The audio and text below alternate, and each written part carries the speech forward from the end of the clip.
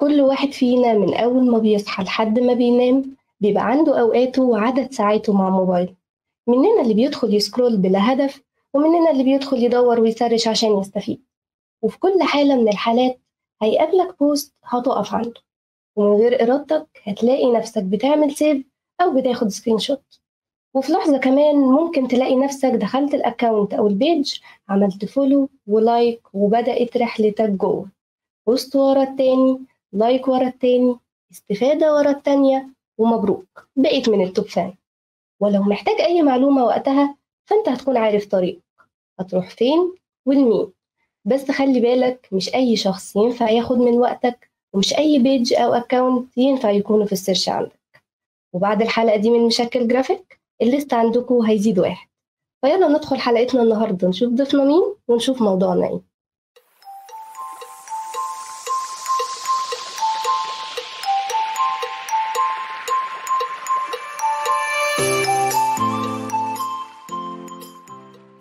حلقة جديدة من حلقات مشكل جرافيك. الحلقة المرة دي حلقة مميزة، وحلقة أنا حباها من قبل ما تبدأ، وحلقة أعتقد بنسبة كبيرة جدا أنتوا كمان هتحبوها. فخلينا نعرف الضيف اللي معانا بسرعة. منع عند الفضول الكتير اللي أنا عمالة بسيره من الصبح ده. إحنا النهاردة معانا باشمهندس خالد نور الدين. فأنا مبسوطة جدا إن أنت معانا، وأكيد برضو باشمهندس محمود مبسوط جدا جدا إن أنت معانا. والله انا اصلا ليا الشرف اصلا والله. لا هو بص بقى، بغض النظر عن المقدمه والكلام الجميل اللي هاجر بتقوله، انا عايز بس ازيد على حاجه، او عايز اقول على حاجه. هي الحلقه دي انا يمكن قلت لك قبل التسجيل، بس الحلقه دي فعلا هي هاجر مستنياها من 10 حلقات في الموسم الاول يا لهوي و4 حلقات في الموسم الثاني. عايزين نتكلم عن المونتاج والبريمير والكلام ده كله. فبص انت موضوع كبير قوي. فانت ايه، قدم نفسك كده وتعالى لنا بقى، يعني قدم كده، قول المقدمه اللذيذه بتاعتك. يعني انا بعد المقدمه اصلا فاهم انا مكسوف جدا. لا والله لا والله لا، يعني بجد كلام كبير قوي، وانا اصلا مبسوط جدا ان انا معاكم وبتشرف اساسا ان انا موجود معاكم، وان شاء الله الدنيا تبقى احسن الفتره الجايه، ويبقى الموضوع يبقى مستمر والموضوع يتطور اكتر بكتير، وبرضه كنا انا معاكم ان شاء الله ان شاء الله. لا ده انا في حاجه كمان برضو عايز اقولها. احنا كل ضيف معانا، يا رب بس ايه، كل ضيف معانا من كتر الكلام بيبقى واخدنا قوي، وعايزين نتكلم اكتر. بنقول ان احنا ممكن يكون معانا جزء تاني من الحلقه.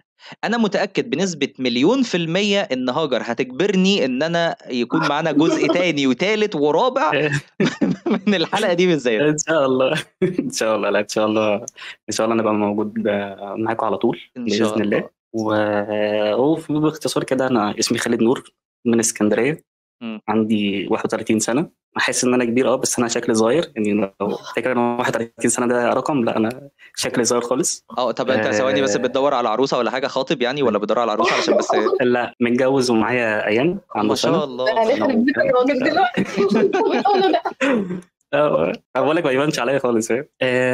بس بقالي مثلا حوالي 10 سنين او اكتر من 10 سنين كده بحاول بشتغل في الميديا عامه. اشتغلت في كذا حاجه، دايما اشتغلت في كل حاجه، من اول تصميم، تصوير، اخراج، مونتاج. دوست في كل حاجه، وطبعا كله بتعلم كله اونلاين، يعني ما درستش حاجه. كل حاجه انا حاببها، يعني اي حاجه بحبها بحب ادوس فيها، بحب اجربها لحد ما الاقي نفسي انا تمام حلو في ده فاكمل. في حاجات لقيت نفسي لا، يعني بحبها بس مش قوي فيها، فلا ابعد عنها. بس لقيت نفسي حاليا مركز اكتر في المونتاج، بحبه جدا، وبحاول بقى انقل الخبره اللي انا اتعلمتها في الفتره اللي فاتت دي كلها. بما ان انا ما درستش، فكل حاجه اتعلمتها بالخبره، فحاليا بحاول بقى على قد ما اقدر ان انا انقل الخبره دي للناس اللي لسه بتبدا. هننقلها هنا في البودكاست دلوقتي ان شاء الله. يلا بينا. 10 سنين في ساعه. بالظبط ده اللي بحاول اعمله، وكان نفسي اعمله من بدري جدا. ولقيت نفسي ان انا مبسوط لما بدات ان انا اساعد الناس او اوصل الحاجات اللي انا اتعلمتها للناس، بحيث توفر عليهم وقت كبير قوي. حلو جدا. طب سؤال بيزك بقى في البدايه، ما فيش اي حاجه خالص ولا اسئله داخله في المجال ولا اي حاجه. من وجهه نظرك كده، لما حد بيقول قدامك مونتير، يعني ايه مونتير؟ انت شايف المونتير ده ايه؟ في حاجتين، في حاجه الناس متعارف عليها، وفي حاجه انا شايفها من وجهه نظري انا. يعني عارف عليه المونتير ده واحد بيقص ويلزق والكلام ده كله، بيجيب فيديوهات ويقطعها يحطها ورا بعض كده بقى مونتير. وككلمه اصلا هي صح يعني. انا لما قعدت ادور اصلا يعني ايه اساسا مونتاج وجت منين وراحت فين والكلام ده، فلقيت بقى حاجات غريبه جدا. لقيت اساسا ان كلمه مونتاج دي هي اصلها كلمه مونت، ومونت دي يعني تجميع وتركيب، واصلها كلمه فرنسيه فلقيت ان في اصول اصلا، يعني مش حاجه كده ظهرت مره واحده. بس انا من وجهه نظري شايف ان المونتير ده حد عنده وجهه نظر عايز يقدمها. يعني مثلا انا عندي حاجات ماتيريال مثلا معينه، فبحط فيها وجهه نظري او احب اوصل فيها احساس معين انا عايز المشاهد ده يحسه او يوصل له. وبتختلف بقى من شخص للتاني. يعني انا مثلا لو انا معايا ماتيريال معينه فانا هطلعها بطريقه معينه على حسب احساسي وعلى حسب الحاجات اللي انا اتفرجت عليها وعلى حسب انا عايز اوصل ايه. ممكن هاجر تبقى عايزه توصلها بطريقه تانية، ممكن محمود يبقى عايز يوصلها بطريقه ثالثه. يعني مثلا انا ممكن اوصلها بطريقه كوميديه، ممكن هاجر توصلها بطريقه روما، ممكن محمود يوصلها بطريقه فيها سسبنس مثلا، حاجات زي كده. فانا بالنسبه لي ان المونتاج ده هو وجهه نظر، انا عندي وجهه نظر معينه فعايز اوصلها للي بيتفرج. ده باختصار. ده التعريف ده حلو قوي، وانا يعني ما سمعتوش قبل كده بصراحه، مختلف. ما هو بقى ايه ده بقى ايه.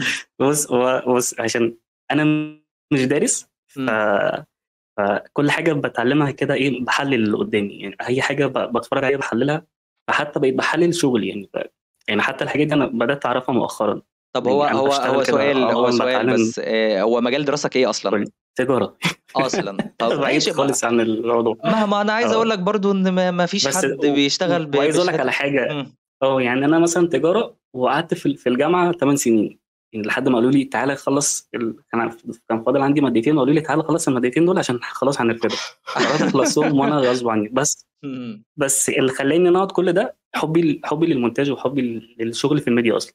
ان انا ما كنتش بروح وكنت دايما بشتغل وحتى وانا في الجامعه كنت بشتغل مونتاج اساسا. كنت في فريق المسرح وبعمل لهم فيديوهات وبتاع. فالموضوع بدأ اساسا معايا من هنا يعني. فبرضه هو الموضوع دراسه زي ما انت بتقول فعلا بعيد خالص يعني. ما حدش بيشتغل بشهادته فعلا. بحاول اشتغل بشهادتي. هي بتحاول هي بتحاول تشتغل بشهادتها. بس ما بيفكركيش بحد ده هاجر يعني عشان الحلقات بس ما تدخلش بعضها يعني. ما بيفكركيش حد كان جه معانا برضو قبل كده وقعد كتير في الكليه هو تقريبا الناس الناجحه يا جماعه تقريبا بتوصل في الاخر ان هي دراستها بتقعد حبه تقل شويه. والله على فكره بس عشان بس ما حدش يفهم غلط، هو الموضوع ده غلط اصلا. هو غلط. انا لو رجع بيا الزمن بجد والله، انا لو رجع بيا الزمن لا كنت هخلص الاول بعد كده اشوف الشغل بتاعي ايه. لان انا يعني اتعطلت كتير في يعني حاجات كتير كنت عايز اعملها وما كنتش عارف بسبب ان انا لسه ما خلصتش دراستي. وجات لي فرص سفر بره فما عرفتش اسافر فعشان كنت لسه ما خلصتش دراستي. فلا هي غلط يعني.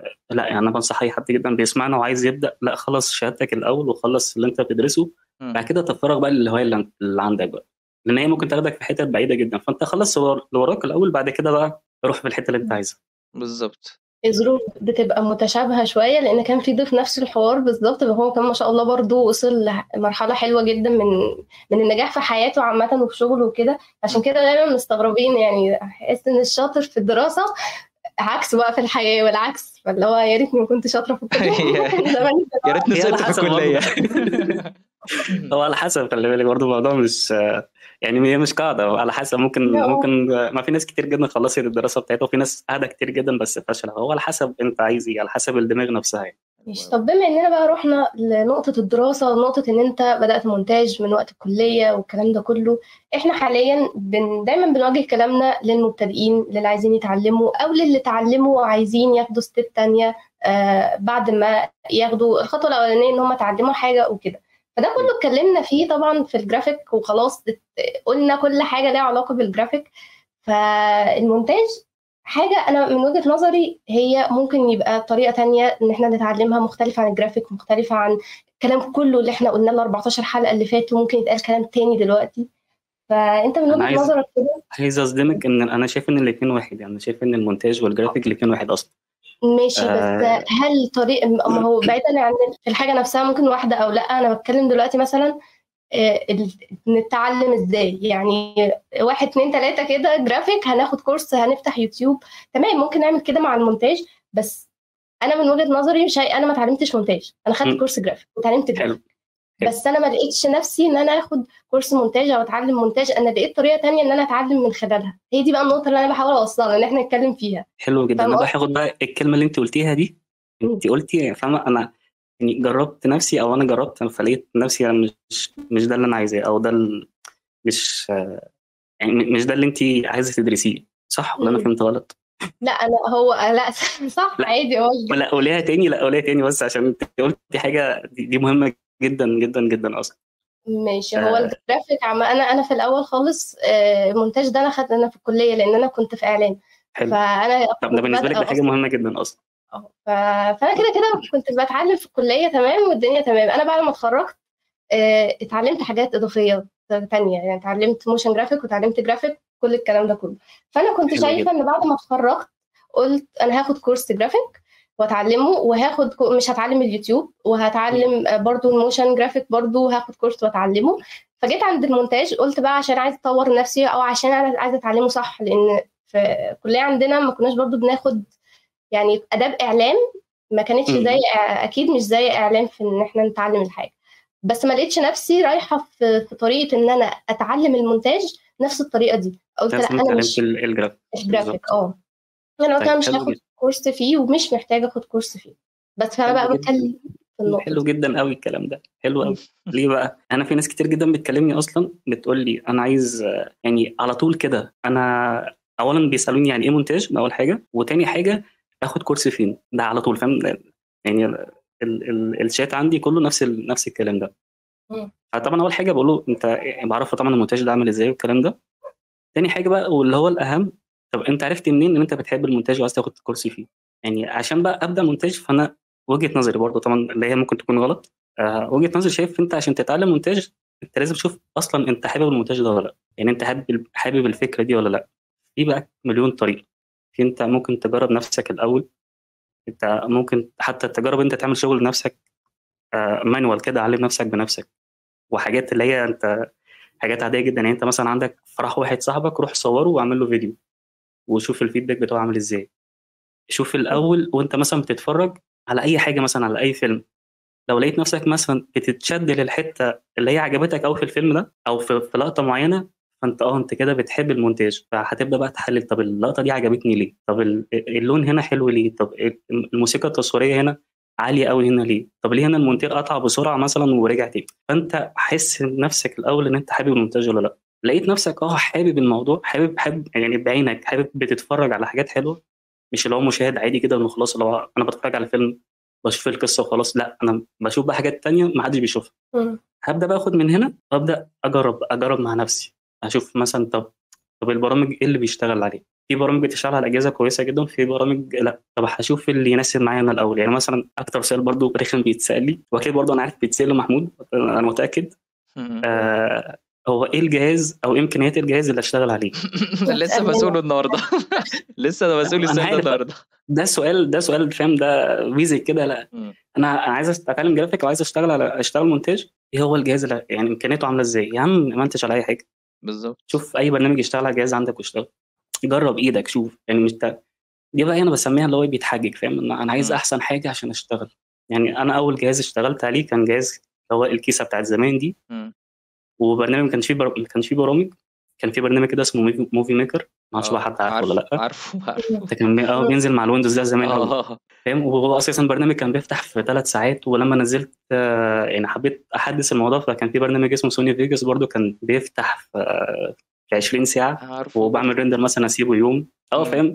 فانا بجرب، انا حابب الموضوع وبعمل حاجات مع نفسي، ومش مستني حاجه من حد، ومش مستني حد يديني فلوس عشان اشتغل او لا. انا حابب الموضوع فانا بعلم نفسي بنفسي، بخش على اليوتيوب اشوف ازاي مثلا اعمل الافكت ده. شفت مثلا لقطه في فيلم عجبتني، طب دي اتعملت ازاي؟ ممكن اروح اتفرج على المونتير اللي عملها او مهندس الصوت اللي عمل المؤثرات الصوتيه بتاعتها. طب اقعد بقى ادور بقى، فاهم، اقعد بقى مع نفسي كده اعمل سيرش. ممكن لو حد اخد كورس في الموضوع ده ممكن يسهل عليه كتير، بس انا حابب اشوف نفسي انا الاول انا حابب ولا لا. لو لقيت نفسي عندي القابليه وحابب ان انا اتعلم، ممكن ادور دلوقتي على كورسات. ومنين اعرف ناس كتير جدا اخذت كورسات بمبالغ وفي اماكن عاليه جدا، وبعد كده قال لي لا انا مش حابب، انا مش لاقي نفسي. او ده الموضوع صداع ده كبير قوي، طب انت دفعت فلوس قد كده ليه؟ بس دي بتبقى حاجه حلوه برضو ان هو جرب، يعني هو حاجه حلوه ان هو جرب الحاجه الفلانيه وما لقاش نفسه فيها فخلاص.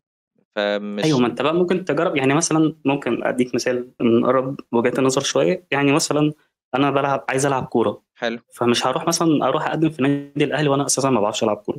لازم العب في الشارع الاول والعب في المدرسه واتعور، وممكن ساعات يجي لي كسر عادي، ولازم احجز مع اصحابي اشوف نفسي. لقيت نفسي حابب اللعبه وعارف العب، وفي ناس بتشجعني واصحابي شايفيني لعيب كويس، اروح اقدم في اي نادي، وحتى ابقى انا واثق من نفسي وهستثمر في نفسي، لان الكورس ده انت بتستثمر في نفسك. حلو انت بتدفع فلوس عشان تتعلم، عشان بعد كده بقى يجي لك فلوس وتشتغل وتكبر مع الحياه. فوجهه نظري ممكن تكون صح او لا، بس انا شايف انت لا، في اي حاجه جرب. يعني انا مش بقول اشتغل، انا بقول جرب. يعني جرب على انا التليفون وجهه دلوقتي نظر بقى انا في وجهه نظر اي صح ابلكيشن. جدا، يعني انا متفق معاك بنسبه 100%. لان بص هقول لك على حاجه، انا مش عارف انت تعرف المعلومه دي ولا لا، بس انا بدي كورسات جرافيك ومونتاج وكده برضو، يعني في الجرافيك عموما. انا عرفت انا عرفت المعلومه دي. لما حد بيجي، انت صدقني لما حد بيجي بيقول لي انا عايز اخد كورس جرافيك، انت عارف ان انا بقول له، يعني سواء مثلا انا بدي في مكان معين او بدي له برايفت، لما بيجي يقول لي انا عايز اخد كورس جرافيك بقول له روح الاول اتفرج مثلا على كورس على اليوتيوب وشوف انت هتحب الموضوع ولا لا، وبعد كده بتعالى احجز. انت فاهمني؟ ده اللي انا قصدي عليه بقى. ده يعني انت يعني روح اعرف وافهم الموضوع عامل ازاي، ولو حابب اتعلم بقى خلاص. بالظبط. لان الموضوع برضو الموضوع كبير، برضو الموضوع مش مجرد حد بيركب فيديوهات ورا بعض، او حد بيحط مشاهد ورا بعض وخلاص، لا. يعني الموضوع وجهة نظري برضو شايف ان هو حاجة اكبر بكتير. حلو انا برد رد تالت خالص بقى بصراحه. انا مش هتعلم اصلا. لا والله لا، بس قبل كده لما حد مثلا برضه يجي يسالني، يعني مثلا موضوع برضه اللي هو اتعلم ولا ما اتعلمش ولا اعمل ايه ولا الحاجات دي كلها، انا بسالها سؤال بسيط جدا، بقول لها وانت هيبقى عندك قابليه او قدره ان انت تقعدي على اللاب مده فوق ال9 ساعات ومن غير ما تزهقي، وان انت حاجات تبوظ منك وتصلحيها ويتعدل عليكي مره واثنين وثلاثه وعادي، وبديها كل السلبيات، اشوفها هي متقبله وهتعرف تتقبل السلبيات دي كلها والحاجات دي كلها عشان اديها الصوره واضحه وحقيقيه. هل متقبلاها وهتعمليها؟ خلاص تمام، جو روحي اتعلمي. مفيش ايه ده هو هيبقى كده ومش عارف ايه وخلاص، يبقى من اولها بقى ولا بتتفرج ولا ما تتفرجش ولا اي حاجه، اقفلي وما تتعلميش المونتاج اصلا من الاول. فانا ببقى بصراحه بسد الباب من الاول بصراحه. ده انت يعني بس على فكره ده كده برضه دي كده حنينه جدا. يعني حد هيعدي ده انا في اوقات انا ممكن مثلا نقعد شهر شغالين في بروجكت وبعد كده لا خلاص شكرا الغيه، عايز نعمل حاجه تانية مختلفه. غير بقى طبعا الساعات بقى، وغير مثلا لو حاجه كبيره فممكن الريندر مثلا يقعد وقت كبير جدا. يعني انا ساعات والله العظيم بنام قدام الجهاز، لان انا لو قمت خلاص انا لو قمت انا هنام. لا هنام وخلاص بقى، حد يصحيني كمان 3-4 ايام خلاص. ده من المجهود اللي انت بتشوفه. انا بص عشان برضو الناس ما تاخدش من عندنا طاقه سلبيه يا جماعه، هو كل شغل ليه ظروفه. لا انا عايز اقول لك على حاجه محمود، يعني في اوقات والله العظيم بيبقى مجهود كبير جدا وانت مش قادر بس انت مبسوط. ودي بقى دي اللي بقول لك عليها، انت شوف نفسك هتحب الموضوع ولا لا. لو حد واخد انا اتعلمت وهشتغل وهو اساسا مش حابب المونتاج، وقت ما يجي اي ضغط ولا اي حاجه السلام عليكم، لا انا مش بتاع الكلام ده. بالظبط. انت بتشتغل الحاجه اللي انت بتحبها. يعني يمكن الاستاذه كانت برضو قبل كده، الاستاذه دي قصدي بيها هاجر، يعني اللي هي ايه قالت لي ان انا مثلا بقعد طول اليوم، ممكن مثلا يوم زي بكره ده يوم السبت ده، احنا بنسجل النهارده يا جماعه يوم الجمعه، مش عارف بتاريخ كام بقى بس مش مشكله يعني. المهم ان احنا بنسجل يوم الجمعه، وتاني يوم السبت ده بيبقى عندي كورسات مثلا من الساعه 9 الصبح لحد الساعه 12 بالليل. فكنا ساعات بنيجي مثلا اليوم لا هاجر والله انا تعبان النهارده فايه مفيش تسجيل وبتاع، فكانت تقعد تقول لي ايه هو انت ما بتزهقش او ما بتتعبش مثلا وانت طول النهار عمال بتتكلم وبتشرح وبتاع ومش عارف ايه؟ هو انا ما بحسش بالوقت لان انا ببقى مبسوط وانا بعمل الحاجه دي. انت ممكن يجي ساعات تحس انت عايز الوقت يطول اصلا. بالظبط. انا عندي وجهه نظر في الموضوع ده كانت مختلفه، ان حتى لو احنا يعني سواء كان الجرافيك او المونتاج فهيبقى الحاجه متغيره، يعني الماتيريال مش تبقى هي الحاجه اللي احنا هنعملها مش هتبقى هي انما انت بتدخل بتشرح نفس الشرح، انت بتقول نفس الحاجه. ايوه بس هو حابب الوقفه، او حابب ان هو فكره اصلا ان هو يعلم حد دي انا شايف ان دي حاجه انسانيه بقى. دي هي حاجه فعلا يعني حاجه تخليك انت مبسوط اصلا، حتى لو بالظبط. يعني لو شغال 20 30 ساعه وبعلم حد او حد بيستفيد، ممكن هو بعد كده من شويه الكلام اللي انا بقوله ده ممكن حياته كلها تتغير او يشتغل في كارير تاني خالص. هي دي قمه ان هو يبقى مبسوط اصلا. صح جدا، صح جدا والله. طب خلاص والله خليك مبسوط ان اعمل اللي انت طب ما هقول لك على حاجه، ما احنا مبسوطين واحنا بنعمل مثلا البودكاست بتاعنا ده. هو ليه الفيدباك اللي بتيجي تقول لنا مثلا، حتى لو معانا ضيوف، يعني انا الفيدباك اللي كانت بتيجي قبل كده وانا وانتي بس اللي بنسجل، اللي هو انا ما مليتش من البودكاست وانا بسمعه. لما بقى معانا ضيوف، ممكن الضيف ده يأثر مثلا على محتوى البودكاست. الناس برضو نفس النظام لسه مستمرة، ان انا ما مليتش من المحتوى ده. ليه؟ انت حابب الحاجة اللي انت بتعملها، فعشان كده بتعملها بصدق جدا وحب جدا، فبتطلع بتلمس الناس، يعني بتوصل للناس على طول. فكونك ان انت بتعمل الحاجة اللي انت بتحبها، سواء مونتاج بقى، يعني انا برضو احنا عمالين بنفرق ما بين المونتاج وما بين الجرافيك انا مش عايز افرق ما بين الكلام ده كله، هو كلها فيلد واحد او كلها مجال واحد.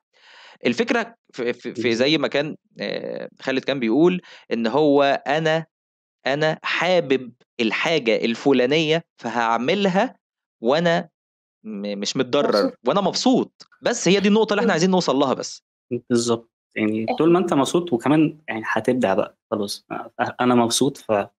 كان في حاجه كده ايه، ما اعرفش هي شائعه ولا لا، بس اغلب المديرين اللي انا اعرفهم وانا منهم برضو لازم كده بيهتم يبقى الاوضه مثلا اللي هو قاعد فيها ليها مود معين، ليها اضاءه معينه. يعني دايما بيحب كده. ممكن تبقى الحياه، او هو اساسا انا مثلا شخص عشوائي جدا، بس بحب وانا شغال تبقى كل حاجه مترتبه. الاضاءه لازم تبقى هاديه، او في مود معين انا حاطه في الاوضه او في اي مكان انا شغال فيه. لازم كده في طقوس كده معينه. كل ده لو انت مستريح ومبسوط وحابب اللي انت بتعمله ده، فخلاص الدماغ بقى هي دي، يعني اللي هي راس مالك اصلا، اللي هي الدماغ، هي دي اللي هتشتغل.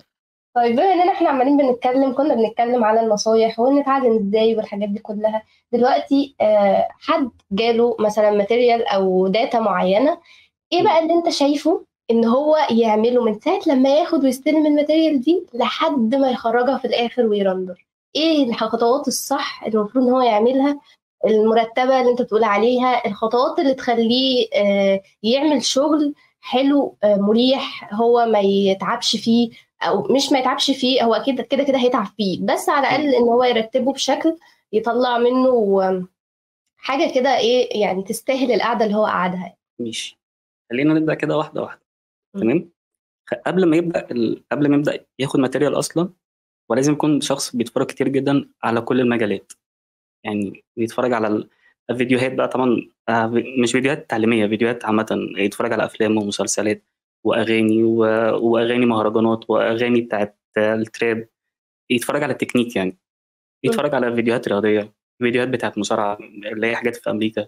يتفرج على أي حاجة حتى لو بعيد عن مجاله، شايف إن هو عمره ما يشتغل فيها، يتفرج عليها. كل ده من فيديو واحد هيخلي في دماغه كده ايه، في شويه حاجات. يعني مثلا اتفرجت على فيديو رياضي عجبني جدا افكت معين، فخلاص انا حطيته في دماغي، وقت ما تيجي الماتيريال المناسبه ان انا استخدمه هعرف هقدر استخدمه. اتفرجت مثلا على فيديو مثلا برومو لحاجه معينه، او فيلم وثائقي او ايا يكن. كل حاجه برضه ليها تكنيك، بس انا قصدي اتفرج على كل حاجه وكل مجال. ممكن تعجبك مؤثر صوتي من هنا، تعجبك مزيكا من هنا، تعجبك تقسيمه مونتاج في حاجه معينه. كل ده بيتحط في الدماغ. اول بقى ما بتيجي الماتيريال بتتفرج عليها، المفروض ان انت بتتفرج عليها، بس انا شايف ان في حاجه تانية بتبقى اسهل. لو انت شخص بتتفرج كتير، فانت خلاص انت اوريدي حاطط في دماغك حاجه. عارف مثلا الفيديو اللي جاي لك ده مثلا فيديو رياضي مثلا، فانت خلاص انت عارف في دماغك ان في كذا حاجه انت اتفرجت عليها عاجباك. فهاخد الماتيريال واول حاجه هنضفها ده ان انا مثلا باخد الفيديو اللي اتصور. مثلا بيجي مثلا كاميرا فيها 50 فيديو، بحط ال 50 فيديو دول على التايم لاين وابدا انضف. يعني ايه انضف؟ ان انا اشيل مثلا الكاميرا الحته اللي بتتهز فيها، واخد الحته اللي عجباني من اللقطه دي، حتى لو مش هستخدمها مش مشكله، بس انا بنضف الماتيريال اللي انا هستخدمها. فانا كده خلاص انا اتفرجت على الماتيريال وظبطتها، خلاص جاهزه ان انا احط بقى اشتغل، ابدا امنتج بقى. تاني حاجه طبعا وده المهم، ان انا لازم احط تراك مزيكا يبقى لايق على الموضوع. يعني مثلا ما ينفعش يبقى فيه فيديو رياضي واحط مزيكا هاديه، لان انا كده بودي المشاهد في حته تانية خالص. لان لازم شغله المونتير، انا بشتغل على كذا حاجه، بشتغل على عين، وبشتغل على الودن وبشتغل على الدماغ، يعني لازم الثلاثه دول يبقوا سينك كده، حاجه واحده بيشتغلوا مع بعض. فحته الدماغ دي برضو حاجه كده انا بحسها برضو، يعني ممكن نجي لها قدام شويه، بس يعني خلينا نمشي خطوه خطوه. خلاص انا كده خدت نظفت الماتيريال وحطيت تراك مزيكا كويس، وهبدا بقى اقسم الماتيريال اللي انا خدتها دي احسن حاجه من احسن حاجه انا خدتها على التراك المزيكا ده، وهبدا احط بقى مؤثرات صوتيه عشان ابدا اجذب الانتباه بتاع الودن، بتاع ودن الشخص او ودن المشاهد. وبعد كده هبدا بقى احط مؤثرات بصريه مثلا افكت، ومش لازم مش كتير طبعا، يعني بشوف ناس كتير بتحط لوكشه مؤثرات صوت مؤثرات بصريه، فبحس كده وانا بتفرج انا عينيا زغللت. لا انا بحط مؤثرات بصريه كده ايه زي ترانزيشن والحاجات دي. احط مثلا ماسك حاجه كده معينه، في افكتات كتير جدا موجوده على اليوتيوب ممكن حد يتعلمها، بس قصدي ان انت ما تكترش، يعني مش انا بعرف اعمل كل حاجه في فيديو واحد، لا ممكن تحط مؤثر او اتنين في الفيديو بحيث ان انا اجذب الانتباه، اللي هو يعني خلي بالك لو انت نمت مني فوق، يعني ده بالبلدي كده التفسير بتاعه. بس فانت كده انا خلصت خلاص 50% او خلصت 80% من الفيديو، يعني انا حطيت تراك المزيكا ونضفت الماتيريال واخترت احسن حاجه موجوده في الماتيريال وحطيت المؤثرات السمعيه والبصريه بتاعتي. خلاص انا كده ببدا احط بقى وجهه نظر، انا عايز بقى ايه، عايز اعيش المشاهد ازاي. يعني لو هنقول ان لو احنا بنتفرج على فيديو او بعمل فيديو رياضي، فانا عايز اوصل المشاهد ده ان هو يبقى متحمس، فهبدا بقى اقطع المشاهد بالطريقه اللي تخليه هو متحمس. مثلا هعملها قطات سريعه جدا، ممكن اعمل مونتاج على البيت، لو انا بختار مثلا بيت سريع فهبدا اقسم او امنتج الماتيريال اللي انا واخدها دي على البيت اللي موجود، بحس ان هو ايه ودنه وعينه ودماغه يبقى الثلاثه شغالين مع بعض، يحس كده ان هو متحمس عايز يروح يلعب او عايز يروح يتفرج او مستعد ان هو يتفرج على حاجه جديده. ده باختصار شديد جدا. لا مش عايزين باختصار شديد، عايزين اختصار فعلا. عادي، انا مستمتعه وانا بسمع، لان عامه الكلام اللي انت بتقوله انا بكون عايزه اقوله، بس انا طبعا مش احسن حد ممكن حد يتعلم منها، يعني انتوا ممكن تقولوا الكلام بشكل الناس تتعلم منه تستفيد منه احسن طبعا. فكل الكلام ده فعلا بكون عايزه اقوله، بكون شايفه ان هو كلام صح وهيفيد، وهو ده هو ده اللي المفروض يعني تسمعوه وتعرفوه، بس ما بيوصلش مني اي حاجه مفيده، فعشان كده بتشوهي نفسك يعني خالص دمرت مستقبلها في ما هو الفكره ان لما حد هيجي يتعلم مني، يعني احنا بنجيب حضرتك دلوقتي وبنجيب ناس عشان تعلم الناس، اكيد انا بصي كل ده.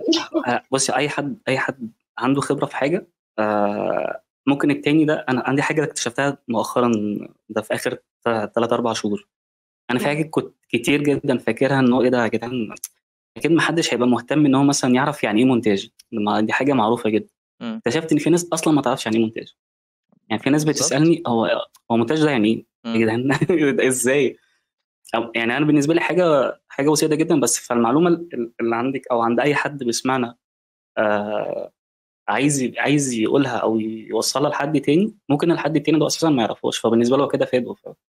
لا برضو انت لو عندك اي تفاصيل انا ممكن اتعلم منك اكيد، يعني انا دلوقتي مثلا بتعلم يعني انا بجد انا دلوقتي انا فعلا يعني مثلا دلوقتي بتعلم منكم، انا مش ما عنديش خبره في البودكاست، انا شايف مثلا ان انا ممكن يكون مثلا ادائي مش كويس او حاسس ان انا متوتر شويه، طبعا كان في الاول بس اخدت منكم الثقه فخلاص فانا اتعلمت منكم.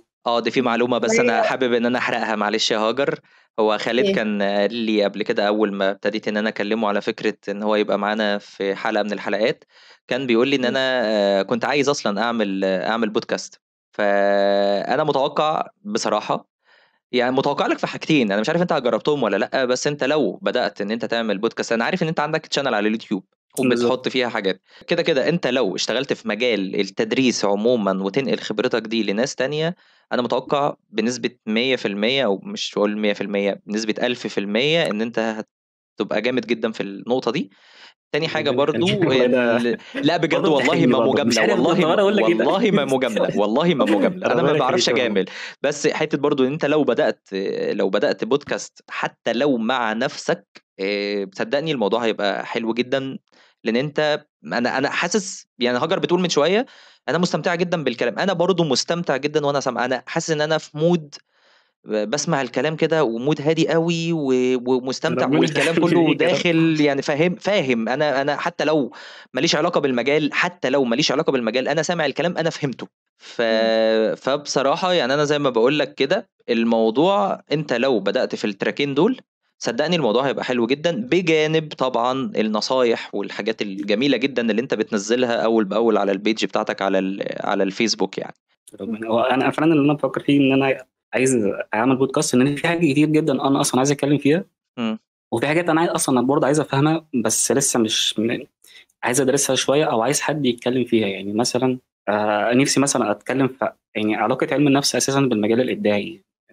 يعني انت ازاي تجيبنا تستضيفنا حلقه والله ده العظيم بجد. اساسي ده اساسي. لا خلاص كده في دي نتكلم في خلاص. كل حاجه، احنا بنحب نتكلم في كل المواضيع وكل حاجه. مش مشكله. لا بجد يعني عندي بالذات بقى بالذات في الوقت ده يعني بالذات الوقت اللي احنا فيه دلوقتي بتاع غزة. طبعا الواحد بيشوف حاجات كتير جدا قدامه، غير بقى ان هو بيتأثر نفسيا. ازاي هو انا مطالب بشغل، فازاي بقى اطلع من المود اللي انا فيه ده واروح واشتغل وابدع. المفروض بقى انت بتطلع خيالك وتعيش ازاي انا هعمل ده وانا اساسا متضايق، او انا عندي مشكله نفسيه، مشكله ماديه، مشكله اجتماعيه. بالظبط.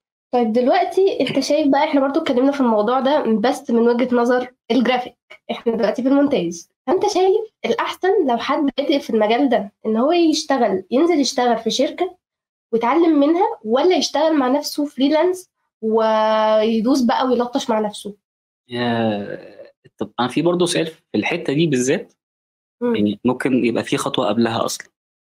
إيه لو بقى؟ اكتر سؤال بيتسال لي برضه مع نفس السؤال اللي كان بيتسال لي قبل كده. لو سمحت، انا لسه متعلم مونتاج جديد ودارس واخدت كورسات واتعلمت كويس جدا، ممكن حضرتك تبعت لي فيديوهات او ماتيريال اشتغل عليها؟ ده السؤال. يعني تقريبا 50% بيبعتوا لي نفس السؤال ده بالظبط. واشتغل ازاي بقى؟ يعني اديني ماتيريال اشتغل بيها عشان اعرف اشتغل. فانا بقى يعني بما اني بتكلم من خبرتي مش بتكلم كلام اكاديمي، انا شايف انت زي ما قلت في الاول خالص، انت بتجرب. لما بتيجي بتجرب انت تمنتج حاجات، زي انت مثلا تعمل فرح واحد صاحبك والحاجات دي، فانت في طريقه انت تصنع لنفسك ماتيريال من الهوا كده، والماتيريال دي ممكن تشغلك، يعني ممكن تشتغل بيها. يعني مثلا خلينا نقول مثال، مثال بالظبط على الاحداث اللي احنا فيها دي. انت ممكن تجيب الفوتج الموجوده على النت وتحطها مثلا على تراك مزيكا، انت كده عملت فيديو. لو حطيت شويه مؤثرات مثلا كمانجا حزينه مثلا مع اغنيه لفلسطين والحاجات دي كلها، انت كده عملت ماتيريال لنفسك، عملت فيديو.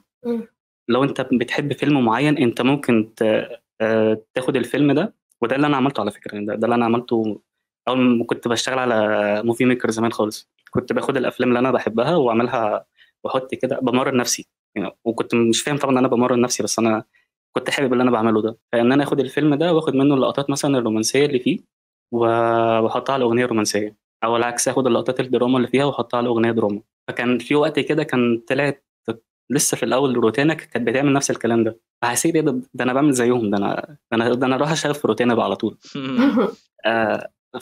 فده انت كده بتصنع لنفسك ماتيريال، انت بتعمل لنفسك فيديوهات. تشتغل بقى في الشركه ولا تشتغل فريلانس، هو اوريدي اصلا الاثنين شغالين يعني. لو هنا تمام وهنا تمام مفيش اي مشكله، لان كل حاجه اصلا يعني ميزه الجرافيك والمونتاج زي ما انت كنت قايله، مفيش حاجه ثابته. الموضوع ما فيهوش روتين. يعني انت مثلا مش هتروح النهارده مثلا وانت شغال في شركه، فانت مش هتروح تمنتج فيديوهات مثلا شركه اعلانات مثلا، انت كل يوم بيجي لك اعلان مختلف، واعلان ليه حاله مختلفه بمود مختلف. فالاثنين انا شايف الاثنين واحد. يعني انت لو تعرف تشتغل هنا ومستريح فيه تمام، لو عارف انت تشتغل فريلانس ومستريح فيه تمام. لان في ناس ما تقدرش ان انت تشتغل فريلانس، مش حاسه. وفي ناس العكس، في ناس ما بتحبش الروتين. انا مثلا واحد ما بحبش الروتين. لسه اصلا كنت هسألك دلوقتي انت بتفضل ايه منهم يعني؟ جربت كذا مره ان انا اشتغل في شركه، ببقى مبسوط وبقابل ناس، بس ممكن عشان انا بحب ان انا اقعد لوحدي كتير، ما بحبش اختلط بناس، ما بحبش الناس يعني تبقى قاعده معايا وانا شغال اصلا. ما اعرفش ليه والله، بس بحس ان انا ببقى عايز اقعد لوحدي يعني لو حد قاعد معايا اطلع بره لو سمحت، بعد كده يعني لما اخلص تعالى بقى. اما ما بحبش ان انا اشتغل في مش ما بحبش الروتين اصلا. هي على حسب الشخصيه، انت حابب ايه او مستريح في ايه. ده إجابة مختصرة جدا وإجابة بسيطة جدا. مش عارف انا عمال ترمي الكورة في ملعب اللي قدامك على حسب انت بتريح في ايه براحتك. لا هو بيقول بشكل عام عموما، بس هو الراجل بيقول اهوت انا مش بحب الروتين، مش بحب انا ما بحبش يعني انت دلوقتي حاليا يعني انت شغال فريلانسنج اصلا، يعني مش مرتبط بشركه ولا كده، انت شغال فريلانسنج. طب هو السؤال بقى اللي هيجي لك، او السؤال اللي هتلاقي الناس معظم الناس بتسأله، لو انت برضو الكلام اللي هو ربطه الكلام في الاول، انت قلت ان انت متزوج وعندك بنوتة ما شاء الله يعني، صح؟ ولد. انا ما خدتش، انت قلت الاسم ايه؟ هو اسمه ايان، فاهم؟ بس هو يمشي. ما انا برضو ما معلش انا اسف ما تسألنيش طبعا مين اللي سماه، لان اكيد هقول لك ما اكيد يعني. انا ما سمعتش اسمه ايه، معلش. ايان. طب والله حلو الاسم، حلو قوي، لذيذ جديد برضه. اينما انا ما اعرفش يعني ايه، بس يعني حتى مختلف. احنا دخلنا في تفاصيل يعني، انا من شويه سالته القهوه بتاعتك ايه، فاللي هو انا بس هي الفكره كلها ان هو هل انت بقى شغلك كفريلانسنج قادر ان هو بالمعنى الحرفي كده يعيشك في الظروف اللي احنا ده سؤال مهم جدا. بص طبعا يعني لو وانا صغير، يعني لو تسالني السؤال ده وانا صغير كنت هقول لك لا. كويس. لكن دلوقتي يمكن المسؤوليه مخليه الموضوع مختلف خالص.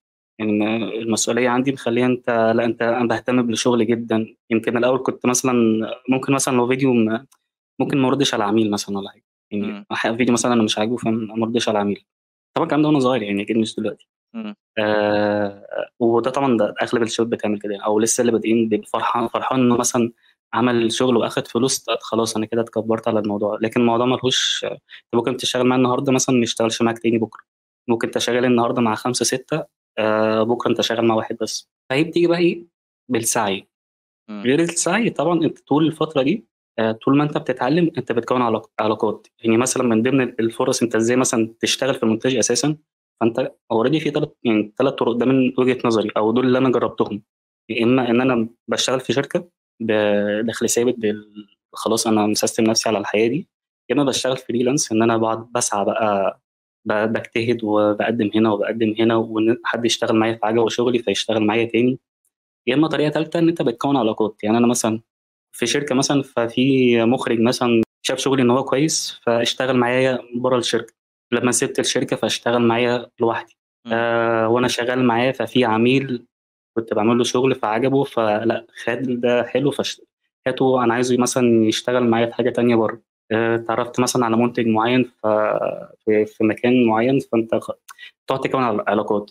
وده عمره ما بيجي في يوم وليله ولا بيجي في سنه، ده لازم خبره، ولازم يبقى سمعتك كويسه، ولازم يبقى شغلك كويس جدا، لان هو ده اللي بيشغلك. يعني في ناس كتير برضو بشوفها على النت بتقول لك ايه، انا مونتير جامد جدا وابعت لي وهعمل لك الفيديو بسعر كذا مثلا او باسعار. طب ماشي، طب انا هكلمك على اساس ايه؟ انا شفت منك ايه اصلا؟ فين الشغل اللي انت عملته اللي انا هدفع فيه حتى لو 10 جنيه؟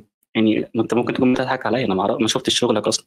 فشغلك هو ده اللي بيسوقك، مش انت اللي بتسوق نفسك. انت بتساعد ان انت تسوق نفسك بقى، ان انت ايه، تخدم نفسك بقى، ان انت تطور من نفسك، وان انت تحسن من شغلك وتواكب العصر. بس الاساسي انت لازم تهتم بشغلك، ان هو ده اللي هيشغلك.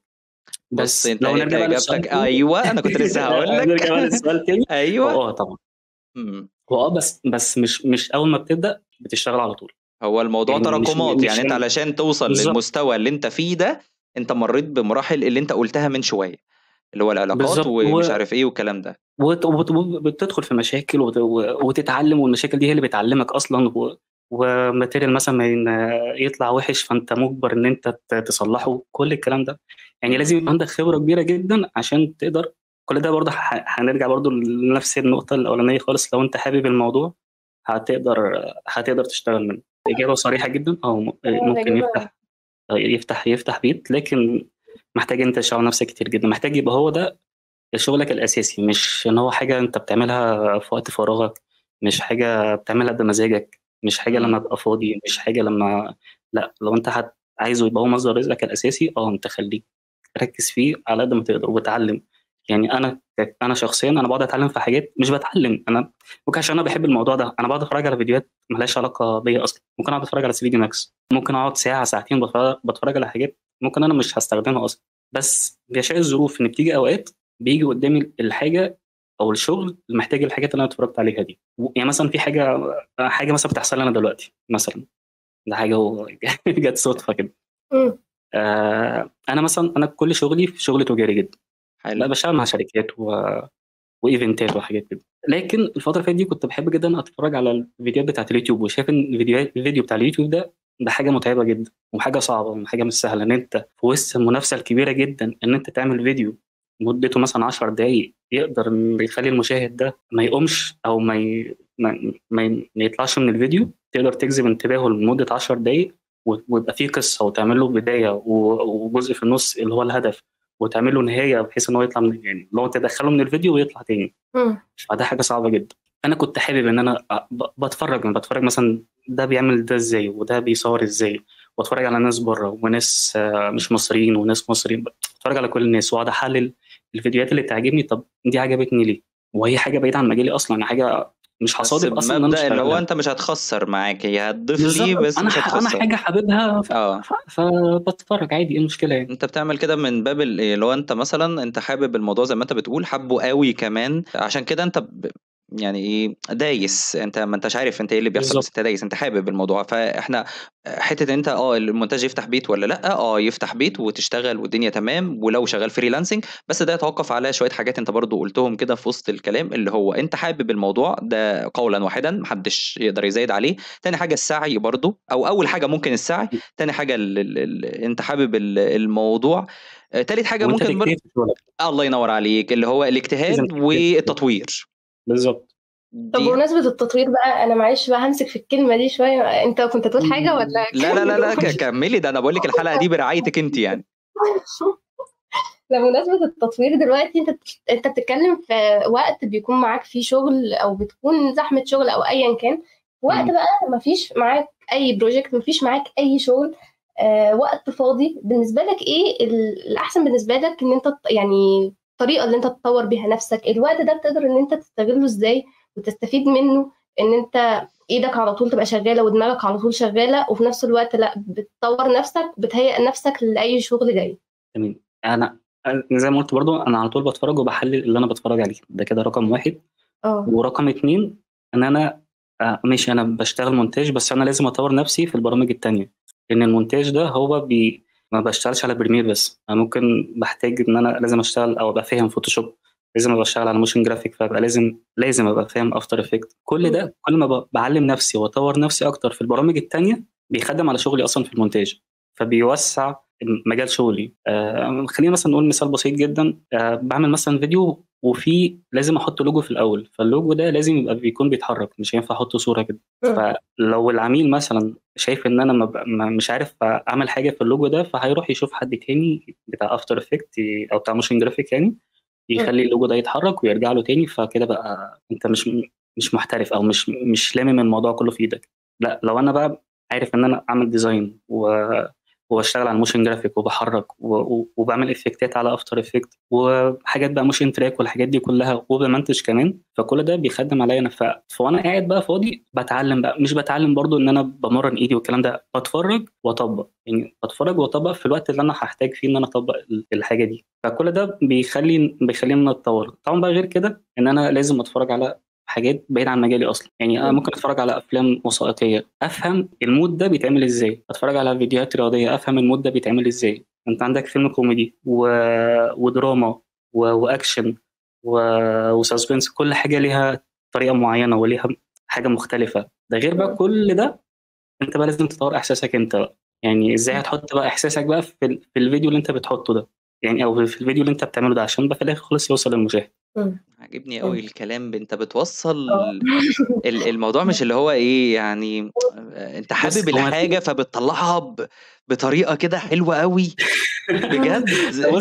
هو مش موضوع حب، بس انا شايف الموضوع من وجهة نظر تاني خالص، لان انا حتى بتفرج على ناس كتير بيقول لك يا عم انت مونتير او انت شغال، يا عم انت قاعد على مكتب ليل ونهار، انت قاعد على كمبيوتر في الاول والاخر، مش مثلا مش في الشارع. الموضوع مش مجرد اللي هو قص ولزق. الموضوع ده مستفز قوي عشان بجد انا بكره اه الناس لا، وعلى فكره وده كمان على فكره في الديزاين، عشان كده في الاول خالص قلت لك الموضوع واحد. ما انت برضه لما تيجي تعمل ديزاين، انت عايز توصل من الديزاين ده حاجه، عايز توصل معلومه، عايز توصل يعني زي الالوان، انت ممكن عشان تخلي اللي قدامك ده يبقى يحس بالجوع فبتستخدم مثلا لون احمر تقريبا او حاجه او اصفر، عشان تحسسه بالراحه فبتستخدم ازرق. هو نفس الموضوع في المونتاج. انت عايز توصل ايه من الفيديو؟ انت مش بتاخد فيديوهات وتجمعها على بعض. ممكن ده تمام في الشغل اللي هو الشغل التجاري، بس انا بتكلم على الحاجات حتى في التجاري برضو. انت عايز توصل ايه للعميل، او عايز توصل ايه للمشاهد لما يجي يتفرج عليه، يقول انا في وصلني مشاعر معينه. الكلام ده يا باشا انت جايبه او انت اصلا بتقوله من ضمن البوستات اللي انت منزلها على البيج بتاعتك على الفيسبوك. انا اصلا انت بتتكلم وانا فاتح البيج وعمال بسكرول فيها. والله يعني اصلا قبل ما والله هو يقول لي انه متفق مع حضرتك وبتاع على الحلقه، والله انا كنت اصلا باخد يعني في حاجات خدتها سكرين شوت وعادي كنوع من انواع ان انا كنت عامله فولو اصلا البيج عادي وبتابع والله ده الحاجات اللي شرف كبير بتنزل. قوي والله ليا. انا كنت باخد سكرين شوت، وكنت بقى بعمل حاجات بعمل لها سيف، وحتى انا مشيره حاجه. يعني انا قبل ما نتفق بقى ولا كل الكلام ده، انا كنت عامله شير عندي لحاجه انت كنت منزلها. فانا اصلا كنت انا قاعده جوه. انا قاعد جوه البيج. هو كده كده البيج بتاعت خالد ان شاء الله هتكون موجوده في اللينك بتاع الديسكريبشن بتاع الحلقه، يعني ايا كانت المنصه اللي نازل عليها الحلقه. هو انا يعني بصراحه انا بدخل جوه البيج او بعمل سكرول كده في البيج بتاعتك. الكلام انا عمال بقول لك من شويه ان الكلام مريح قوي وحلو قوي، انت بتتكلم بمصداقيه والكلام واصل لي علاقه بالمونتاج ماليش علاقه بالمونتاج. الكلام بسيط قوي وسهل قوي واي حد يفهمه. ليه بقى ممكن عشان كده ممكن معلش انا اسف، قول بس يعني برضو دي نصيحه على فكره. يعني اخويا قالها لي. في الاول كنت بحب ان انا فاهم اخلي الموضوع مش متكبر، بس اللي هو انا فاهم وانا بقول مصطلحات ومش عارف ايه. قال لي يا ابني عشان تخلي كلامك يوصل، خلي اقل حد او اصغر حد، يعني اقل طفل مثلا يبقى فاهم الكلام ده، فخلي طريقتك تبقى بسيطه. فكل ما انت تبقى بسيط فالمعلومه هتوصل للصغير وللكبير. صح. فانا بحب بقى اشكر اخويا برضو من لا من المنصه العظيمه دي. احنا هنقول لو اسمع طب قولوا طب يعني حاولت تصيطوا اكتر من كده اخويا وخلاص ما احنا ما عرفناش بقى. لا اخويا هو اكيد اسمه اسلام نور برضو اكيد. هو في نفس المجال بتاعنا ده، يعني ليه علاقه لا هو شغال في العقارات، بس هو يعني انا دايما بتعلم منه. هو اخويا الكبير. بس انا دايما هو اللي بيوجهني كده، مش بيوجهني برضو، بس هو اللي بيقول لي. هو خبره اكتر مني في الموضوع حتى الاونلاين ده، فهو اللي بيقول لي ايه الصح وايه الغلط، تعمل ده وما تعملش ده. هو تحيه طبعا خاصه يا بما انه جماعه. اخويا فبستفاد منه. تحية خاصة لإسلام. احنا شرف كبير جدا لينا ان اسمك يذكر في البودكاست بتاعنا، وان شاء الله لو في فرصة تبقى تطلع معانا زي ما خالد كده طلع معانا وفادنا بالماتيريال بتاعته. السؤال بقى يعني انا بس عشان بس مش عايز انسى السؤال. ليه يا معلم، ليه يا ريس الداتا بتاعتك الجميلة جدا دي ما بتخرجهاش في هيئة مثلا فيديو؟ يعني انت هو باب النجار مخلع كونك ان انت مثلا تكتب بوستس على الفيسبوك. يعني انا بس انا متغاظ من النقطه دي. كونك ان انت تكتب بوستس على الفيسبوك، ليه ما بتصغاش في هيئه مثلا فيديو ريل شورت فيديو صغيره كده تطلع بص انا وتوصل يعني اكتر؟ بدات دلوقتي اعمل الموضوع ده. حلو. حصري حصري. عندنا هنا. وبفكر يعني. بص انا واخد الموضوع خطوه خطوه، يعني مش عايز الحمد لله لما بنزل حاجه بلاقي فيدباك كويس. حتى على اليوتيوب بلاقي فيدباك كويس، بلاقي ناس بتشكر فيها بطريقه مبالغ فيها قوي، وما اعرفش ليه. انا حاسس انا بتعامل عادي جدا، فمش عايز اللي هو يلا انا فرحان ويلا. لا انا عايز اهدى خالص. عايز لما اطلع او اسجل حاجه او انزل حاجه تبقى مش معموله صح. هو اكيد انا لو صورت فيديو من غير اي حاجه خالص هتبقى كويسه، بس انا عايز الموضوع. انا حتى بتعلم. انا اعتبر جديد برضو في الاونلاين، زي ما بيقولوا كده. انا على طول كل شغلي بيبقى ورا الكاميرا، فانا دلوقتي يعتبر اول مره ببقى قدام الكاميرا. حلو. فالموضوع ليه رهبه وانا اصلا بفكر في الموضوع ده مثلا بقالي 3 سنين من قبل ما اتجوز. انا متجوز بقالي 3 سنين. من اول ما اتجوز بحاول ان انا خلاص بقى انا قعدت في البيت وعندي بقى عندي الاوضه بتاعتي فيها، وخلاص بقى انا تمام. فعارف انت اللي هو انت عايز تاخد الخطوه بس لسه مش عارف. طب لا هو الموضوع بسيط يعني. انا مش عايز اكتر يعني انا بقول لك انا بدفعك اهوت. انا بقول لك اهوت الموضوع ان انت البوست بس اللي انت كتبته اطلع قوله في فيديو صغير يا عم، من غير مونتاج ولا من غير اي حاجه. اطلع قوله في فيديو صغير ونزله عندك في الريل بتاعتك على البيج، او نزله في الشورتس بتاعت اليوتيوب. انا بدات اعمل كده، بس يعني بدات بالموضوع فويس اوفر اكتر. بس بصراحه يعني عشان الوقت عندي برضه بيبقى ضيق شويه، فانا عايز ان انا يعني اعمل سيستم كده ان انا اجمع الحاجات اللي انا هقولها واصورها في يوم واحد وابدا انزلها في سكادول كده على طول، بحيث ان هي تنزل بشكل يومي. فبحاول بقى اظبط الوقت ده. فعشان كده اغلب الموضوع بيبقى فويس اوفر، بحيث ان برضه الدنيا ما توقفش يعني. بحاول. لا لا بس ان شاء لا الله ان شاء الله بجد الفتره الجايه تبقى احسن باذن الله. بجد انت الكلام حلو قوي وربنا ينفع بيك خلقه يعني. عموما انت يا انت رب. بصراحه الكلام والله حلو وخساره ان هو يبقى في هيئه بوست. انا مش هقول لك ان انت ما بتبخلش على حد بمعلومه، انت كده كده بتنزل الكلام ده على هيئه بوست، بس انت لما بتنزله في ريل صدقني هو هيوصل لعدد اكبر وانت كمان الفيدباك اللي هتجيلك هتكون اكتر واكتر، فهتتعلم منها اكتر. برضو الموضوع البودكاست اللي انت كنا بنقول عليه اللي انت ناوي ان انت تعمله ان شاء الله، وان شاء الله برضو تكون ان شاء الله. من موقعنا هذا ان احنا نديك الدفعة اللي انت تعمله. يعني انا دلوقتي بنصحك النصيحة اللي هو ايه، انت يعني شاطر جدا في توصيل المعلومة، تبسيط المعلومة، سرد المعلومة بطريقة كويسة جدا، عندك بما يكفي من الخبرة ان انت تفيد بيها غيرك. طب ليه لأ ان انت تخصص مثلا زي ما انت قلت كده جزء من الوقت بتاعك في حتة ان انت مثلا تسجل ريل، تسجل الفيديوهات بتاعتك وتنزلها على اليوتيوب. عارف ان الوقت ممكن يكون برضو انت حياتك الاجتماعية والشغل والكلام ده ممكن يكون ضغطك شوية، بس برضو صدقني الموضوع ممتع وهيفرق معاك بشكل جامد جدا. حتة برضو مش عارف هي انت هتبقى مستمتع بيها ولا لأ، بس انا بشوفها في الشخص اللي قدامي بحكم مثلا شغلي كمحاضر مثلا. لا انت هتبقى جامد جدا في موضوع ان انت تبقى محاضر جرافيك او محاضر بريمير، يعني مش هنقول جرافيك بقى، يعني انا ممكن انت ما هو بقى مثلا. لا ثانية بقى، ستوب بقى هنا، ستوب ايوه. هنا، عشان كان بتنرفزني جدا، عشان هو ايوه. بيقعد يقولها دايما وانا بتنرفز منها بصراحة. اه. يقعد يقول لي بريمير بريمير، وانا اقول له ما انت ليه دايما حاصر المونتير على انه ليه لا لا بتقولها لا لا انا بريمير؟ مش عايز هو اخصص، بتعصب. انا مش عايز انت اخصص. بتخصص دلوقتي، هو في انت برامج كتير بتخصص اصلا يعني. دلوقتي. لا هو دايما يعني في بيقعد يعني في يخصص فاينل كات ويقول وفي بريمير وفي ما كاب كات، في ناس بتمنتج على الكاب كات كمان على طول. مثلا، بس هو الدارج دلوقتي ان انت لو قلت لحد ان انت مثلا تتعلم مجال مونتاج فهيقول لك بريمير. انا بتكلم ببساطه والله العظيم، مش قصدي يعني هو طب انا خليني برضو يعني ارد على السؤال برضو في النقطه بتاعت بريمير دي بالذات، لان برضو ان هي ايوه، بتتسال مش كتير. هدخل اتكلم فيها دلوقتي. ايوه. يعني برضو يعني والله بجد مش بستفز طبعا، بس يعني نفسي اللي فاهم اللي بيتكلم او اللي بيسال ده يعني يشغل دماغه شويه. والله العظيم مش بقلل من حد والله، او مش بقلل من اي حد بيسال اي سؤال، بس حاول انت تجيب المعلومه بنفسك، لان ده هيسهل عليك كتير قوي. في ناس كتير جدا بتقول لي انا مش عارف انزل بريمير، انا انزل برنامج ده ازاي؟ طب ده احسن ولا طب بريمير مثلا سي سي ولا مش عارف. تمام، انت منتج على الحاجه اللي انت تبقى مستريح فيها. كل البرامج واحد اصلا، يعني كل بالظبط. البرامج هي بتقطع وبتجمع الفيديوهات مع بعض، هي كلها واحده، يعني فرق اختصارات.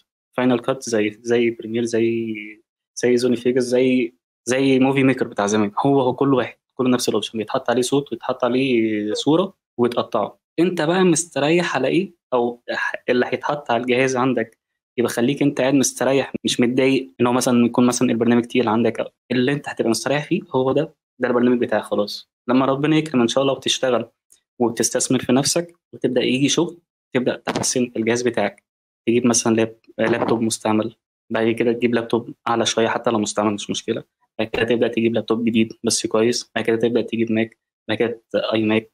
واحده واحده، مش لازم انا عايز يبقى احدث نسخه نزلت وعايز اعلى جهاز عشان ابدا اشتغل مونتاج. انت ممكن ده كل ده انت ما بتشتغلش اصلا، ما يجيلكش شغل، تعمل كل حاجه وتتعلم وتجيب كل حاجه وما تشتغلش في الاخر.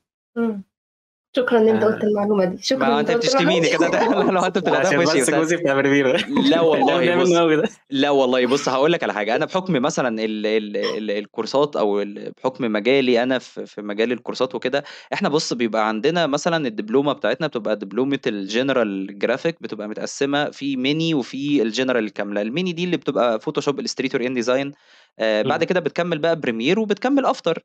فانا بتكلم في نقطه اللي هو ايه، انت هتبقى محاضر بتشرح برنامج البريمير، مش ان انت تبقى مونتير او مخرج او فيديو اديتور او ايا كان من المسميات اللي هي التعمق دي. انا بقول لك على شرح البرنامج.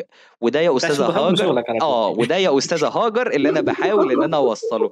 انا مش لا بس انت كذا مره تقول كده الجمله دي، ارجع اقول لك نفس الحوار، اقول لك ليه بتقولها بريمير؟ ما تقول مونتاج عادي، تقول مونتير ليه؟ بتقعد دايما تبقى حاصر الشخص ده في البريمير ما بتخرجوش ليه؟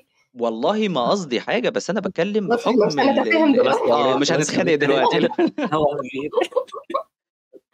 مش هينفع دلوقتي. احنا مش عايزين برضو ان احنا نطول اكتر من كده علشان الناس اللي بتسمعنا برضو، وحابب خالد يختم بنصيحة كده في الاخر يوجهها للناس عموما اللي بتسمعنا، وبالاخص بما ان البودكاست بتاعنا ده موجه للمبتدئين اكتر حاجة، حابب ان انت توجه نصيحة غير النصايح ان تكون حصري بالنسبة لمشكل جرافيك، غير النصايح والكلام الحلو جدا اللي انت بتنزله عندك على البيج بتاعتك.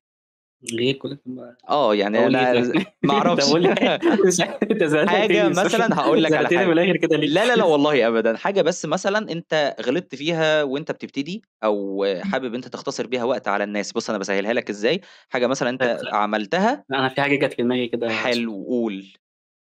برضه في وسط الكلام اللي احنا اتكلمنا فيه وفي وسط الاسئله اللي الناس بتسالها لي، بس دي هتبقى هحكي تجربه شخصيه، وانت او اللي بيسمعني خد التجربه الشخصيه دي وارميها على حياتك في اي حاجه. حلو قوي. يعني في اي حاجه انت عايز تشتغل فيها. انا اول ما بدات اجي القاهره كان عندي حلم كده ان انا عايز اشتغل مع حماقي، مع حماقي وتامر حسني وبتاع. فانا هوصل لحماقي ازاي مش عارف، ما اعرفش، فاهم؟ انا كنت نايم جت في دماغي انا عايز اشتغل مع حماقي. فهعمل ايه؟ دخلت على اليوتيوب، نزلت كل الاغاني بتاعته ونزلت كل الحفلات بتاعته وعملت برومو بوجهه نظري، حاجه مختلفه انا متاكد ان محدش عملها. برومو كده على فويس اوفر اجنبي، تحس ان هو في فيلم اجنبي كده اكشن هيبدا وبيقول اسم حماقي وبتاع حاجات كده. نزلتها توتوريال من على النت، حاجات سوري مجانيه كده نزلتها من على النت، فويس اوفر. وعملت برومو كده لمده 30 ثانيه. طب هعمل بالبرومو ده ايه؟ فبدات اخش اكتب مكتب حماقي، مين شغال مع حماقي؟ ما انا اكيد مش عارف اوصل له على طول يعني. فقدرت اوصل للمصور بتاعه وكلمته، وطلع صدفه ان هو من اسكندريه، واتقابلنا ووريته الفيديو وراه الحماقي. فتمام حلو، طب تعالى نشتغل. حاجات كده حصلت في النص فما عرفتش اشتغل، ما اشتغلتش مع حماقي، بس عرفت ان هو عجبه كويس. خلاص انا خدت البرومو وركنته. بعد 5 سنين او 6 سنين كمان، 5 سنين بالظبط، قاعد على النت عادي جدا، لقيت شركه منزله عايزين مونتير. الشركه دي بتاعت حد اسمه وليد منصور، هو اكبر منظم حفلات في مصر، وعايز مونتير. فبعت ميل، الراجل شغال يعني حفلاته كلها حماقي وتامر حسني وعمرو دياب. فاهم؟ بعت البرومو كده، قلت يعني مش هيبص عليه اكيد يعني. بعت البرومو، لقيته رد عليا: شغلك حلو جدا، تعالى قابلني بكره. الله، ايه ده؟ رحت. طب اقعد مع المونتير اللي هو موجود في المكتب، قعدت معاه وريته البرومو اللي انا عملته، اللي هو الدريفت اللي انا عامله من خيالي، ما حدش اداني الماتيريال بتاعته، اللي هو كان فيه فكره او وجهه نظر معينه فانا عملتها، فده اللي شغال بيه او ده اللي بوريه للناس. وريته للمونتير، طب تمام حلو جدا، يومين وهكلمك. انا اصلا من اسكندريه، فرجعت اسكندريه، كنت لسه ما اتجوزتش طبعا وبتاع. فرجعت اسكندريه لقيته بيكلمني: خالد عايزين نقابلك. قلت له انا في اسكندريه وهاجي كمان يومين. قال لي طب خلاص احنا كده في اسكندريه عندنا حفله في سموحه، هي حفله حماقي، فتعالى احضرها معانا واقابلك بالمره. حلو. فيشاء القدر ان اول حد قابله في الشركه كان حماقي، فاهم؟ اصلا فاهم؟ واشتغلت معاه بقى، واشتغلت بقى كملت دخلت الشركه بقى والحمد لله الدنيا اشتغلت مع كذا حد. حلو جدا. اللي عايز اقوله بقى ايه بقى في الموضوع ده، يعني الملخص: انت انا بقول لك خد ده، واي حد بقى يقيس على اي مجال عايز يشتغل فيه. اي مجال عايز تشتغل فيه، ما تستناش حد يديك ماتيريال، وما تستناش حد يبعت لك يقول لك تعالى اشتغل، ما تستناش حد تقعد تتحايل على مصورين والنبي ابعت لي الصور اللي انت صورتها او الفيديوهات اللي انت صورتها عشان امنتجها، عشان احطها في السي في معايا عشان عايز اشتغل. انت اخلق لنفسك حاجه، اخلقها من خيالك، ولو طلعت كويسه هي هتشغلك.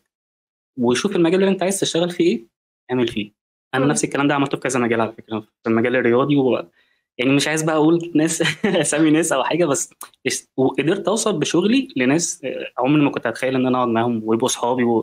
المجال اللي انت حابه وهتشتغل فيه، ابدع فيه واشتغل من خيالك، وابدا بقى اعرض شغلك ده للناس، للشركات، للناس اللي شغاله في المجال اللي انت حابه ده وحابب انت تشتغل فيه. فاكيد ان شاء الله ربنا هيرزقك لو انت بتعمل اللي عليك وبتسيب بقى على ربنا، فطبعا ربنا هيرزقك في الاخر. حلو قوي، حلو قوي المثال ده. وكمان برضه انا عايز ان انا اطبل للبودكاست بتاعنا يا جماعه. احنا عشان تعرفوا بس ان احنا ما بنجيب لكمش اي حد، احنا جايبين لكم حد لو اهم يعني هو حاجة. يشتغل مع حمائي ده، هو لسه في بلاوي تانية لسه في ناس تانية هو تقريبا تشتغل معاه بس هو مش عايز يتكلم. هي الفكره ان انت بس تعمل اللي عليك، يعني تعمل اللي عليك وتجتهد، ومش عايز حد يبقى متخاذل كده مع نفسه، فاهم؟ لا، علم نفسك ما انت تبخلش على كل. نفسك بمعلومه، او ما تبخلش ايوه على نفسك بالظبط، بمجهود. يعني استثمر في نفسك، هو ده استثمار. بالظبط، صح صح جدا. مشكله ان احنا شغلنا ان هو كله في الدماغ، فانت مش محتاج راس مال عشان انت تبدا.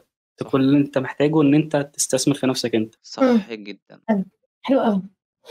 لا بجد. هاجر بس كده. مبسوطه قوي انا حاسس بيه. حلو قوي. يلا يعني مضطرين نقفل للأسف. للاسف. مضطرين مش للأسف بتقول بجد. للاسف، يا شوف بتقولها بحرقه زي اللي هو للاسف. طب بص يا والله هاجر، انا يعني انا بجد انا ممكن مبسوط اقول لك على بالمعلومة جدا. فكره، انا ممكن اقول لك على فكره تانية جزء خالص. تاني لا لا صح؟ لا، بفكك من جزء تاني، ده مفروغ منه. انا عارف ان انت هتعملي جزء تاني غصب عني اصلا. انا فكرة ممكن ايه؟ مثلا تطلعيني بره الموضوع خالص، وكده كده انت بتعرفي تسجلي ازاي وبتظبطي دنيتك ازاي. فممكن مثلا بكره ولا بعده ولا بعده، يعني كل يوم تفتحي لايف كده، مثلا لايف زوم ميتنج زي ما بنعمل، وتسجلي مع خالد مثلا حلقه مدتها نص ساعه ولا بتاع. وتنزليه من بره كده من غير ما نعرف، من غير ما اكون معاكم يعني. في نص الاسبوع كده ولا اه حاجه. بجد والله العظيم، مش برضه مش تطبيل والله، بس انا فعلا والله العظيم مبسوط، وحاسس ان انا كان جوايا كلام زي ما انت بتقول كده، كنت بكتبه بس اول مره اقوله. أمم. فحاسس ان انا طلعت كلام جوايا. وعندي كلام تاني بقى، يعني متخزن بقى تاني، يعني اللي هو ما كانش بيطلع، فدلوقتي بقى ممكن يبقى في كلام تاني، ان انا حتى ذهنيا انا قدرت اطلع حاجات كتير جدا من دماغي، بحيث اقدر افكر في حاجات تانية اقدر افيد بيها الناس يعني. كده خلصنا الحلقة الجميلة والمختلفة واللذيذة مع خالد. فبصراحة كانت حلقة جميلة جدا جدا جدا، مختلفة عن المحتوى اللي احنا بنقدمه بقالنا فترة، وهو خاص بالجرافيك. بس ده هدف مشكل جرافيك أصلا. يعني احنا دايما شعارنا في مشكل جرافيك، كل ما هو مشكل وكل ما هو يخص الجرافيك عموما وكل ما هو يخص المجال بتاعنا. كانت حلقة مش هزايد عليها، هسيبكم انتوا اللي تحكموا. حلقة مختلفة وجميلة، وكل الكلام اللي فيها كان مفيد بالنسبة للناس اللي بتبتدي، أو الناس اللي هي ابتدت بالفعل وعايزة تزود من خبرتها. كده كده البيج بتاعت خالد وكل الاكونتات بتاعته طبعا مستنيين كنتوا تعملوا له فولو وتعملوا سبسكرايب على اليوتيوب. كده كده هتبقى نازله في الديسكريبشن بتاع الحلقه، سواء على اليوتيوب او على بوديو او على ابل بودكاست او جوجل بودكاست او على كل منصات البودكاست اللي احنا بننزل عليها مشكل جرافيك. طبعا احنا موجودين في مشكل جرافيك على كل المنصات دي، وكمان عندنا البيج بتاعتنا على الفيسبوك باسم مشكل جرافيك. ممكن تدخل تسألنا في أي وقت، تعمل كومنت لذيذ كده على الحلقة وقت ما بتنزل. والفترة اللي جاية هيكون معانا محتوى مختلف على البيج بتاعتنا. وحاجة برضو هقولها حصري إن شاء الله تكمل، يعني احنا بنقول إن شاء الله هيبقى عندنا تيك توك وعندنا أكاونت على الانستجرام، هننزل عليه شورت ايوه، فيديو صغيرة كده شورت فيديو صغيرة عايز اقول كده. لك الانستجرام حلو جدا. ما حلو احنا جدا. ده اقتراح بتاع هاجر. والتيك توك برضو كنا عايزين نطور من البودكاست بتاعنا، او عايزين يوصل، يعني مش البودكاست عموما، عايزين نفيد الناس على قد ما نقدر. فاتفقنا ان احنا هننزل شورت فيديو او ريل صغيرة كده، تنزل على البيج بتاعتنا وتنزل برضو على الاكونت بتاع التيك توك وعلى الانستجرام، بجانب طبعا البودكاست وبجانب الضيوف اللي يعني احنا فعلا بنستفاد منهم، والناس كتير جدا بتستفاد منهم بعلمهم وبخبرتهم. فمش هطول عليكم اكتر من كده. يا ريت لو اتفرجت على الحلقة او سمعت الحلقة، ما تنساش الكومنت، وما تنساش طبعا انت تدخل تعمل فولو لخالد. بصراحة هتستفاد منه كتير جدا جدا جدا. ويا ربنا ريت. يخليك يا محمود. الله يعزك مش عارف اقول لك ايه والله. والله ما تقولش حاجة يعني كفاية اللي احنا قلناه بصراحة، وكفاية ان الحلقة طلعت بالشكل الجميل ده. فيعني لا يسعني الا شكر خالد وهاجر على الحلقة الجميلة جدا جدا جدا جدا. ونشوفكم على خير إن شاء الله في حلقات جديدة من مشكل جرافيك.